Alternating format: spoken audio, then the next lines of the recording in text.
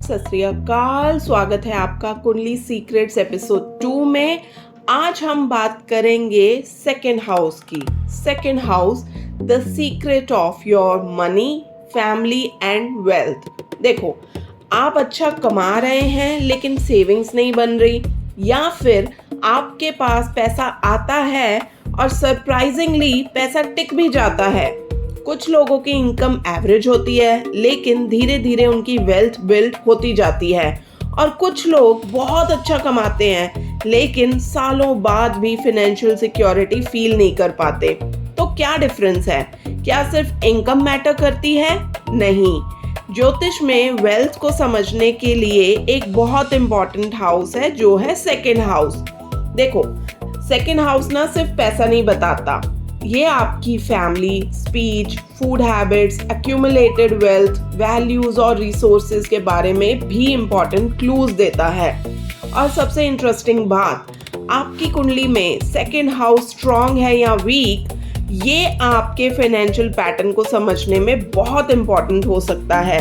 आज कुंडली सीक्रेट्स के एपिसोड 2 में हम डीकोड करेंगे सेकंड हाउस एक्चुअली क्या रिप्रेजेंट करता है, कौन सा प्लैनेट यहाँ वेल्थ को सपोर्ट कर सकता है, सेकंड लॉर्ड क्या बताता है, और सबसे इम्पोर्टेंट, आप अपनी कुंडली में खुद कैसे चेक कर सकते हैं कि आपका धन भाव क्या कह रहा है। सबसे पहले बेसिक कॉन्सेप्ट। वैदिक एस्ट्रोलॉजी में सेकंड हाउस को ट्रेडिशनली धन भाव कहा जाता है, यानी वेल्थ और एक्यूमुलेटेड रिसोर्सेज का हाउस। लेकिन यहाँ एक इम्पॉर्टेंट डिस्टिंक्शन है। सेकंड हाउस का मतलब सिर्फ इनकम नहीं है। इनकम और एक्यूमुलेटेड वेल्थ अलग चीजें हैं। आपकी इनकम को समझने के लिए 11th हाउस भी बहुत इम्पॉर्टेंट है, लेकिन जो वेल्थ आप एक्यूमुलेट करते हैं, जो रिसोर्सेज आपके पास रिटेन होते हैं, उनको समझने में सेकंड हाउस का इम्पॉर्टेंट रोल होता है। इसलिए अगर कोई इंसान पूछता है मेरे पास पैसा कितना आएगा, तो सिर्फ सेकंड हाउस देखना इनफ नहीं है। लेकिन अगर क्वेश्चन ये है कि मेरी फाइनेंशियल फाउंडेशन कैसी है, मैं वेल्थ एक्यूमुलेट कर पाऊंगा या नहीं, तो सेकंड हाउस को आप इग्नोर कर ही नहीं सकते। ठीक है जी। अब यहाँ बहुत लोग मिस्टेक भी करते हैं, सेकंड हाउस को सिर्फ मनी हाउस बोल के छोड़ देते हैं। एक्चुअली ना, इस हाउस के और भी इम्पोर्टेंट सिग्निफिकेशंस हैं। मनी एंड एक्यूमुलेटेड वेल्थ माने सेविंग्स, फैमिली रिसोर्सेज, एसेट्स और एक्यूमुलेटेड रिसोर्सेज का broad indication. Family, specially family environment और फैमिली रिसोर्सेज को अंडरस्टैंड करने में सेकंड हाउस इम्पोर्टेंट होता है। फिर स्पीच, आप कैसे बोलते हैं, आपकी स्पीच का टोन, आपकी कम्युनिकेशन स्टाइल का एक इम्पॉर्टेंट पार्ट होता है। फिर आता है जी फूड। ट्रेडिशनल ज्योतिष में ना सेकंड हाउस का जो रिलेशन है वो फूड और ईटिंग हैबिट से भी माना जाता है। फिर आता है वैल्यूज। आपके लिए क्या वैल्यूएबल है, आप किस चीज को प्रिजर्व करना चाहते हैं, आप रिसोर्सेज और पोजेशंस को कैसे देखते हैं, ये थीम्स भी सेकंड हाउस से कनेक्टेड हैं। तो एक सिंपल लाइन याद रखिए, second house tells you what you accumulate, preserve and value. ठीक है जी। अब आता है एक एक्सट्रीमली इम्पॉर्टेंट कॉन्सेप्ट। अगर आपकी कुंडली को सीरियसली रीड करना है तो सिर्फ सेकंड हाउस में कौन सा प्लैनेट बैठा है ये मत देखिए, ये भी देखिए कि सेकंड हाउस का लॉर्ड कौन है। इस प्लैनेट को ना ब्रॉडली धनेश यानी सेकंड लॉर्ड कहते हैं, और धनेश कुंडली में किस हाउस में प्लेस्ड है, ये फाइनेंशियल पैटर्न को समझने में इम्पोर्टेंट क्लू दे सकता है। फॉर एग्जाम्पल, अगर सेकंड लॉर्ड 10th हाउस में हो तो वेल्थ का जो कनेक्शन है वो प्रोफेशन, करियर, स्टेटस और अथॉरिटी से डेवलप हो सकता है। इंसान की फाइनेंशियल ग्रोथ करियर अचीवमेंट्स के साथ क्लोजली कनेक्टेड हो सकती है। यही अगर सेकंड लॉर्ड 11th हाउस में हो तो वेल्थ और गेन्स के बीच कनेक्शन इंपॉर्टेंट हो जाता है। इनकम अपॉर्चुनिटीज और एक्यूमुलेटेड रिसोर्सेज ये एक दूसरे को सपोर्ट कर सकते हैं। यही अगर second house Lord 9th house में हो तो fortune, higher learning, father, mentors, धर्म या long distance connections wealth story का पार्ट बन सकते हैं। और अगर सेकंड लॉर्ड 12th हाउस में हो तो expenditure, foreign connections, charity, institutions या मनी आउटफ्लो जैसे थीम्स फाइनेंशियल लाइफ में प्रोमिनेंट हो सकते हैं। लेकिन एक बार फिर से, एक प्लेसमेंट को फाइनल प्रेडिक्शन बिल्कुल मत समझिएगा। प्लैनेट की स्ट्रेंथ, साइन, एस्पेक्ट, कंजंक्शन और कंप्लीट हॉरोस्कोप रिजल्ट को मॉडिफाई कर सकते हैं। ठीक है जी, अब देखते हैं कि प्लैनेट्स वन बाय वन जो सेकेंड हाउस में हों तो क्या आप इम्पैक्ट फील कर सकते हो। ठीक है जी, तो शुरुआत करते हैं सन। अगर आपका सूर्य है सेकेंड हाउस में तो सन सेकेंड हाउस में ना ये आपको स्पीच, फैमिली वैल्यूज, अथॉरिटी और सेल्फ रिस्पेक्ट का फाइनेंशियल लाइफ के साथ कनेक्शन डेवलप करा सकता है। इंसान अपनी आइडेंटिटी और स्टेटस को रिसोर्सेज के साथ स्ट्रांगली एसोसिएट कर सकता है। गवर्नमेंट, एडमिनिस्ट्रेशन, लीडरशिप, अथॉरिटी या सूर्य रिलेटेड प्रोफेशंस भी रेलेवेंट हो सकते हैं depending upon the complete chart. लेकिन यही अगर एफ्लिक्टेड सन हो तो इस केस में स्पीच में हार्शनेस, फैमिली ईगो क्लैशेस या फाइनेंशियल डिसीजंस में रिजिडिटी जैसे थीम भी डेवलप हो सकते हैं। इसलिए सन को ना सिर्फ गुड या बैड बोलना करेक्ट नहीं है। स्ट्रॉन्ग सूर्य और एफ्लिक्टेड सूर्य का रिजल्ट डिफरेंट हो सकता है। ठीक है जी, आगे बढ़ते हैं। अगर आपका मून है सेकेंड हाउस में तो मून सेकेंड हाउस में हो तो इमोशंस और फाइनेंशियल डिसीजंस के बीच कनेक्शन काफ़ी स्ट्रॉन्ग हो सकता है। फैमिली मैटर्स पर्सन के डिसीजन को इन्फ्लुएंस कर सकते हैं। फूड और कंफर्ट भी इम्पॉर्टेंट हो सकता है ऐसे लोगों के लिए। और मून की ना चेंजिंग नेचर की वजह से फाइनेंशियल प्रायोरिटीज भी कभी कभी चेंज हो सकती हैं। अगर मून स्ट्रॉन्ग और वेल सपोर्टेड हो तो फैमिली सपोर्ट और इमोशनल कनेक्शन विद रिसोर्सेज काफ़ी बेनिफिशियल हो सकता है। लेकिन अगर एफ्लिक्टेड मून हो तो इस केस में इमोशनल स्पेंडिंग या फाइनेंशियल अनसर्टेनिटी जैसे पैटर्न डेवलप हो सकते हैं। अगेन मून की जो कंडीशन है वो देखना बहुत ज़रूरी है। चलिए आगे बढ़ते हैं। अगर आपका मार्स हो सेकेंड हाउस में, मार्स सेकेंड हाउस में अगर है ना तो स्पीच डायरेक्ट और पावरफुल हो सकती है। इंसान फाइनेंशियली एक्शन ओरिएंटेड हो सकता है। रिस्क लेने की टेंडेंसी भी डेवलप हो सकती है। Business, technical field, engineering, property, machinery, competitive environments या Mars related professions financial story का पार्ट बन सकते हैं डिपेंडिंग अपॉन द चार्ट। लेकिन मार्स का इम्पल्सिव साइड भी है। अगर ये एफ्लिक्टेड हो तो आर्ग्यूमेंट्स, हार्श स्पीच या इम्पल्सिव फाइनेंशियल डिसीजंस क्रिएट हो सकते हैं। यहाँ एक सिंपल लेसन है, एनर्जी अच्छी है लेकिन डायरेक्शन ज़रूरी है। तो एनर्जी होगी, उसको चैनलाइज आप कैसे कर रहे हो वो बहुत मैटर करेगा। ठीक है जी, यहीं अगर आपका बुध यानी मरकरी अगर सेकेंड हाउस में हो तो ये कम्युनिकेशन और इंटेलिजेंस का प्लैनेट है। मरकरी सेकेंड हाउस में होगा तो speech, calculation, analysis, business sense और कम्युनिकेशन फाइनेंशियल लाइफ का इम्पॉर्टेंट टूल बन सकते हैं। Writing, teaching, trading, accounting, consulting, sales, communication, technology, business, ऐसी फील्ड्स चार्ट को ओवरऑल सपोर्ट के अकॉर्डिंग रेलेवेंस हो सकती हैं। इंसान वर्ड्स और इंटेलिजेंस के थ्रू रिसोर्सेज क्रिएट कर सकता है। लेकिन अगर मरकरी भी अडेप्टेबल प्लैनेट है, इसलिए डिस्ट्रैक्शंस और ओवरथिंकिंग फाइनेंशियल डिसीजन को अफेक्ट कर सकते हैं अगर आपका प्लैनेट एफ्लिक्टेड है, क्योंकि ये अडेप्टेबल प्लैनेट है।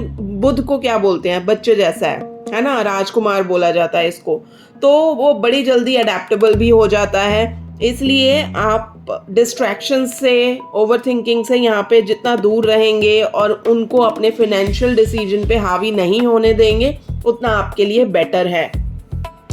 नेक्स्ट आते हैं जी, अगर आपका है जुपिटर सेकेंड हाउस में। देखो जुपिटर ना ट्रेडिशनली विजडम, नॉलेज, एक्सपेंशन और प्रोस्पेरिटी से एसोसिएटेड है। और जब जुपिटर सेकेंड हाउस में हो तो wealth, family resources, education, knowledge और वैल्यूज के थीम स्ट्रांगली कनेक्ट हो सकते हैं।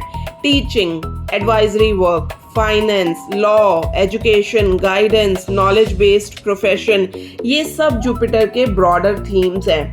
लेकिन फिर वही रूल, जुपिटर स्ट्रॉन्ग है या एफ्लिक्टेड, ये बहुत इंपॉर्टेंट है। स्ट्रॉन्ग जुपिटर ना एक्यूमुलेशन और विजडम को सपोर्ट कर सकता है।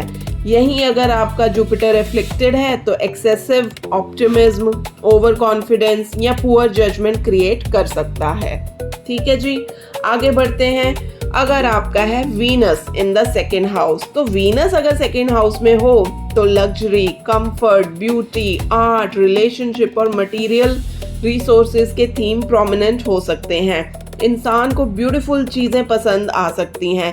तो सेकेंड हाउस वीनस वालों के लिए ना मैं जितने भी चार्ट्स देखती हूँ, ये मैंने जब उनको बताती हूँ तो वो लगे एकदम इमीडिएटली अग्री कर जाते हैं that they have a test. उनको ना कोई भी उनके घर में भी अगर आप जाएंगे ना, उनके घर में चीज़ें होंगी एकदम लग्जरी वाली, क्लासी। ये नहीं कि कुछ भी उठा के रख लिया, नहीं, ये लोग ब्यूटी को बहुत पसंद करते हैं। तो इनका जो टेस्ट होता है ना बहुत अमेजिंग होता है।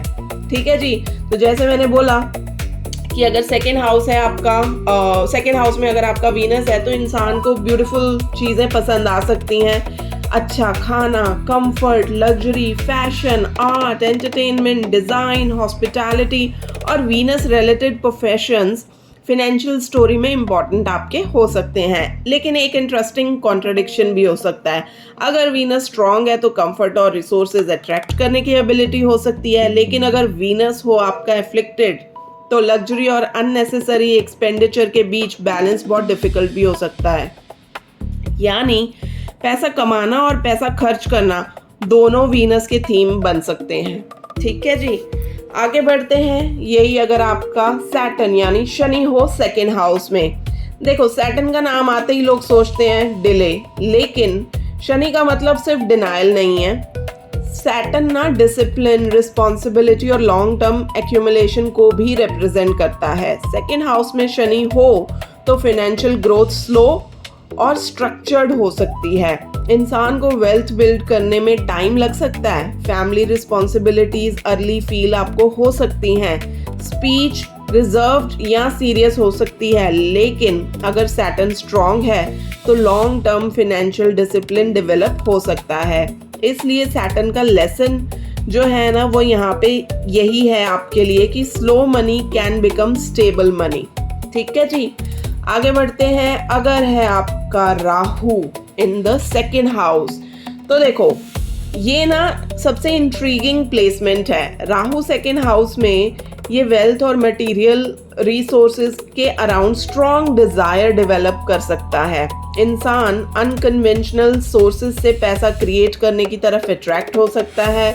Foreign connection, technology, mass media, unusual professions, new age industries, speculation related tendencies, ये सब चार्ट के कंटेक्स्ट में रेलेवेंट हो सकते हैं। लेकिन राहु का नेचर एक्सट्रीम है, इसलिए अगर एफ्लिक्टेड हो तो लालच, फाइनेंशियल इंस्टेबिलिटी, रिस्की डिसीजन या मनी रिलेटेड ऑब्सेशन भी डेवलप हो सकता है। तो याद रखिए, Rahu can amplify the desire for wealth, but the complete chart tells you how that desire plays out. ठीक है जी, आगे बढ़ते हैं और जानते हैं अगर आपका है केतु इन सेकेंड हाउस। देखो केतु अगर आपका दूसरे घर में है तो ये डिटैचमेंट और इनवर्ड ओरिएंटेशन का प्लैनेट माना जाता है। सेकेंड हाउस में केतु हो तो इंसान का रिलेशनशिप विद फैमिली, पोजेशंस और एक्यूमुलेटेड वेल्थ अनयूजुअल हो सकता है। कभी पैसा इंपॉर्टेंट लगेगा, कभी बिल्कुल इंपॉर्टेंट नहीं लगेगा। इंसान ट्रेडिशनल फैमिली पैटर्न से अलग फाइनेंशियल पाथ चूज यहाँ पे कर सकता है। स्पिरिचुअलिटी और मटेरियल वेल्थ के बीच में ना एक इनर कॉन्फ्लिक्ट भी पॉसिबल थीम यहाँ पे हो सकती है। लेकिन केतु को ऑटोमेटिकली मनी लॉस कहना भी इनकरेक्ट है। कंप्लीट चार्ट डिसाइड करेगा कि डिटैचमेंट किस फॉर्म में एक्सप्रेस होगा। ठीक है जी, कहा जाता है कि अगर केतु आपका दूसरे घर में हो तो आप जितना खर्चेंगे ना उतना ही पैसा आपके पास आएगा। तो केतु अगर आपका सेकेंड हाउस में है तो आप कंजूस मत बनिए। अगर आप कंजूस बने तो फिर मतलब अच्छा नहीं होगा। एक्सपेरिमेंट करके देखना है आपको तो आप देख लीजिए, बट केतु अगर आपका सेकेंड हाउस में है तो खर्चा करिए। चलिए आगे बढ़ते हैं। तो देखो, क्या सेकेंड हाउस स्ट्रॉन्ग मतलब रिच? नहीं, ये सबसे इम्पॉर्टेंट पॉइंट है। अगर सेकेंड हाउस स्ट्रांग है ना, तो इसका मतलब ये नहीं है कि इंसान ऑटोमेटिकली मिलियनेयर बन जाएगा। क्यों? क्योंकि वेल्थ को समझने के लिए ना हमें मल्टीपल फैक्टर्स देखने होते हैं। सेकेंड हाउस माने अक्यूमुलेटेड वेल्थ, 11th हाउस क्या है? गेन्स एंड इनकम का हाउस है। 5th हाउस है आपका intelligence and certain forms of financial decision making and speculation. 9th house है आपका फॉर्च्यून एंड ब्लेसिंग्स का। 10th हाउस है आपका career and profession and 12th house है आपका एक्सपेंडिचर एंड आउटफ्लो। और फिर दशा, प्लैनेटरी स्ट्रेंथ, योग, एस्पेक्ट, ट्रांजिट सबको साथ में देख के ना इंटरप्रेट करना होता है। तो अगर आप चाहते हो कि आपकी कुंडली में एनालाइज करूँ तो आप cosmicsutra.org पे जाइए, आप वहाँ से व्हाट्सएप कर सकते हैं, रीच आउट कर सकते हैं फॉर द 1-on-1 कंसल्टेशन। ठीक है जी। अब आते हैं आगे कि डिफरेंस क्या है, बिग सीक्रेट क्या है second house versus 11th house में। ये ना डेफिनेटली आपको डिफरेंस याद रखना चाहिए कि सेकेंड हाउस है जो आप एक्यूमुलेट करते हो, ठीक है। 11th हाउस है आप क्या गेन कर रहे हो। यानी अगर 11th हाउस स्ट्रांग है, इनकम और गेन की अपॉर्चुनिटी स्ट्रांग होंगे, लेकिन अगर सेकेंड हाउस वीक है तो इंसान के लिए एक्यूमुलेशन डिफिकल्ट हो सकता है। इसी वजह से ना होता क्या है, एक इंसान 10 लाख कमाता है और 1 लाख सेव करता है, और ऐसे ही एक और इंसान आपको मिलेगा जो 5 लाख कमाएगा लेकिन उसकी सेविंग 2 लाख होगी। तो इनकम की स्टोरी सेम नहीं है, लेकिन जो वेल्थ का रिटेंशन है ना वो डिफरेंट स्टोरी है। कोई 10 लाख कमा के भी सिर्फ 1 लाख सेव कर पा रहा है और कोई 5 कमा के भी 2 सेव कर पा रहा है। और एस्ट्रोलॉजी में ना इसी डिफरेंस को समझना एक्सट्रीमली इम्पॉर्टेंट है। ठीक है जी। अब एक ऐसा एस्पेक्ट जिसे लोग यूजुअली इग्नोर कर देते हैं, जो कि है स्पीच। देखो, सेकेंड हाउस आपकी स्पीच से भी कनेक्टेड है। आपके वर्ड्स, आपका कम्युनिकेशन, आपकी टोन, ये सब आपके रिलेशनशिप्स और प्रोफेशनल लाइफ को इन्फ्लुएंस कर सकते हैं। एक स्ट्रॉन्ग सेकेंड हाउस इंसान की स्पीच कन्विंसिंग हो सकती है, कम्युनिकेशन से अपॉर्चुनिटीज क्रिएट हो सकती हैं, लेकिन यहीं अगर एफ्लिक्टेड प्लैनेट्स का केस बन जाए तो harsh words, arguments, family conflicts या कम्युनिकेशन रिलेटेड प्रॉब्लम्स डेवलप हो सकती हैं। और कभी कभी ना आपकी स्पीच खुद आपकी अपॉर्चुनिटी बन सकती है या आपकी स्पीच खुद अपॉर्चुनिटी डिस्ट्रॉय कर सकती है। ठीक है जी। अब देखो, सिंपल एक प्रैक्टिकल चीज, अपनी कुंडली में सेकेंड हाउस को आप कैसे चेक करें। ठीक है, आपने करना क्या है, आप अपनी कुंडली ओपन कीजिए, गूगल पे आप कोई भी वेबसाइट पे जाइए, आप फ्री कुंडली क्लिक सर्च कीजिए और आपके पास बड़े सारे ऑप्शंस आ जाएंगे। आप अपनी डेट ऑफ बर्थ डिटेल्स डालिए और अपनी कुंडली ओपन कीजिए। फिर आपने देखना है आपका लग्न क्या है, लग्न से सेकेंड हाउस देखिए, फिर सेकेंड हाउस में कौन सी राशि है, सेकेंड हाउस का लॉर्ड कौन है, सेकेंड हाउस किस हाउस में बैठा है, सेकेंड हाउस का लॉर्ड किस हाउस में बैठा है, और सेकेंड हाउस में कोई प्लैनेट बैठा है कि नहीं बैठा, सेकेंड हाउस पे कौन से प्लैनेट्स एस्पेक्ट कर रहे हैं। ठीक है जी। फिर सेकेंड लॉर्ड स्ट्रॉन्ग है या एफ्लिक्टेड है, और फिर 11th हाउस और 12th हाउस को भी चेक कीजिए, क्योंकि वेल्थ को आइसोलेटेड हाउस से नहीं, फाइनेंशियल एक इकोसिस्टम के थ्रू समझना चाहिए। ठीक है जी। अब देखो, एक एग्जांपल देती हूँ। मान लो किसी का 11th हाउस बड़ा स्ट्रॉन्ग है, इनकम अपॉर्चुनिटीज काफ़ी अच्छी हैं, लेकिन 12th हाउस भी स्ट्रांगली एक्टिवेटेड है, तो होगा क्या, इंसान कमा सकता है लेकिन एक्सपेंसेस भी काफ़ी हाई यहाँ पे हो सकते हैं। अब ऐसे ही किसी का सेकेंड हाउस स्ट्रॉन्ग है और 11th हाउस भी सपोर्टिव है, तो होगा क्या, इनकम तो होगी ही, उसके साथ एक्यूमुलेशन का पोटेंशियल भी कंपैरेटिवली स्ट्रॉन्ग हो सकता है। इसलिए एस्ट्रोलॉजी में एक सिंगल प्लेसमेंट से कंक्लूजन निकालना हाफ रीडिंग है। रियल रीडिंग तभी होती है जब प्लैनेट, हाउसेस सबको एक दूसरे के साथ आप कनेक्ट करो और फिर एक प्रेडिक्शन निकाल के दो। ठीक है जी। फाइनली एक रिकैप कर लेते हैं क्विक वाला। तो आज के एपिसोड में हमने समझा कि सेकेंड हाउस क्या है, आपका धन का भाव, लेकिन सिर्फ पैसा नहीं, ये आपकी family, speech, food habits, values, accumulated resources, इनको भी रिप्रेजेंट करता है। फिर आपके सेकेंड हाउस का लॉर्ड कौन है, ठीक है, जिसको हम बोलते हैं धनेश। वेल्थ स्टोरी को अंडरस्टैंड करने का इम्पॉर्टेंट की है आपका सेकेंड हाउस का लॉर्ड। लेकिन फाइनल फाइनेंशियल प्रिडिक्शन के लिए आप क्या क्या देखोगे? आप सेकंड भी देखोगे, 5th हाउस भी देखोगे, 9th भी देखोगे, 10th भी, 11th भी और 12th भी। ठीक है जी। और जो रेलेवेंट प्लैनेट्स हैं, योगाज हैं, दशा और ओवरऑल चार्ट है ना, इसको देख के ही एक फाइनल प्रिडिक्शन बताई जा सकती है। अब आते हैं 3rd हाउस पे, जो कि होगा हमारा नेक्स्ट एपिसोड। ठीक है, एक ऐसा हाउस जिसे लोग अक्सर इग्नोर कर देते हैं, लेकिन ये हाउस जो है ना, ये आपके करेज, स्किल्स, कम्युनिकेशन, सिबलिंग्स, एफर्ट्स और सबसे इम्पॉर्टेंट आपकी एबिलिटी टू टेक एक्शन के बारे में बहुत कुछ बता सकता है। तो क्या आपकी कुंडली में 3rd हाउस स्ट्रॉन्ग है? क्या स्ट्रॉन्ग 3rd हाउस इंसान को सेल्फ मेड बना सकता है? और क्या ये हाउस बताता है कि सक्सेस के लिए आपको कितना स्ट्रगल करना पड़ेगा?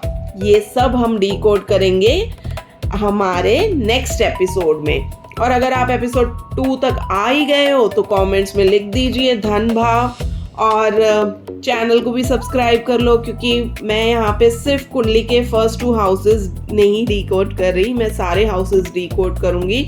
और ये बहुत इंटरेस्टिंग होने वाला है, आपको बहुत मज़ा आने वाला है। अगर आपको मेरी वीडियोस अच्छी लगती हैं तो प्लीज़ लाइक कीजिए, शेयर कीजिए, चैनल को सब्सक्राइब कीजिए। और 1-on-1 कंसल्टेशन अगर आप चाहते हैं तो आप cosmicsutra.org पे जाइए और आप मुझसे कनेक्ट कर सकते हैं।